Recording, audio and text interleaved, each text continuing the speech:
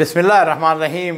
मुअज़्ज़ज़ नाज़रीन किराम, गहतानी कबीला अरब के जो मशहूर कबाइल हैं उनमें से एक कबीला है। बल्कि हम ये कह सकते हैं कि सऊदी अरब के अंदर और भी अरब जो मुल्क हैं उनके अंदर जो बड़े कबाइल हैं उनमें गहतानी कबीला है। गहतानी कबीले का एक शख्स, उसका नाम था गुरैयब। तो गुरैयब जो है उसने अपना एक घर एक फैमिली को 10 सालों से किराए पे दिया हुआ था। इस आदमी को किराया वक्त पे मिल जाता था, इसलिए वो बड़ा मुतमईन था। साल के बाद 6 महीने के बाद वो जाता, जाके दरवाज़ा नॉक करता, घर का जो किराएदार था वो बाहर निकलता, उसको पैसे देता, उसका शुक्रिया अदा करता, अपने घर में आ जाता। वक्त गुजरते चला गया। आखिरी 2 साल उसमें किराया मिलना बंद हो गया। कभी मिल जाता, कभी ना मिलता, कभी लेट हो जाता, कभी देर सवेर। एक दिन ये गुरैयब गहतानी अपने किराएदार के घर चला गया। उसने जाके दरवाज़ा खटखटाया तो एक पर्दादार खातून बाहर निकली। उसने कहा, बीबी तुम्हारा खामद कहाँ है? उस खातून ने पूछा, तुम कौन हो? कहने लगा, मैं इस घर का मालिक हूँ। वो कहने लगी, मेरा खामद तो फौत हो गया है।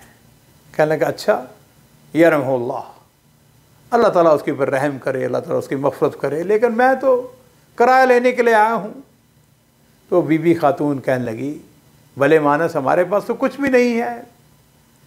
मेरे घर में तो मेरी सिर्फ बेटियां हैं, मेरा एक अकलौता बेटा है, उसके लिए खाने पिलाने के लिए कुछ नहीं है, घर में कुछ भी नहीं है।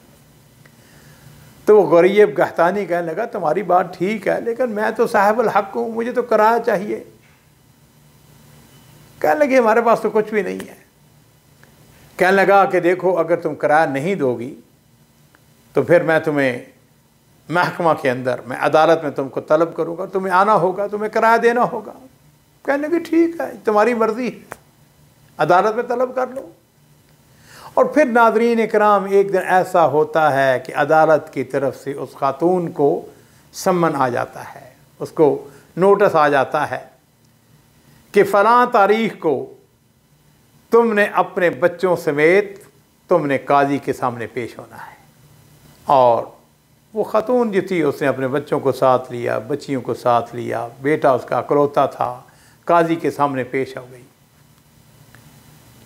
और इसी दौरान वो जो गुरैयब था गहतानी, वो भी पेश हो गया। उसने यतीम बच्चे का हाथ अपने दाएं हाथ में पकड़ा। उसके बाएं हाथ में उस घर की रजिस्ट्री थी। उसने काजी से कहा, काजी साहब, मैंने अपनी रज़ा और रग़बत से इस घर को इस बच्चे के, इसकी वालिदा और इसकी बहनों के नाम मुंतकिल करता हूँ। आज से घर इनका है और जो पुराना किराया मैंने उनसे लेना था उसको भी मैं माफ़ करता हूँ। नाज़रीन इकराम, अदालत के अंदर सन्नाटा छा गया। काजी ने उसके सामने एहतराम से अपने सर को झुका दिया। गुरैयब, तुमने बहुत अच्छा फ़ैसला किया है, एक बेवा की तुमने मदद की है।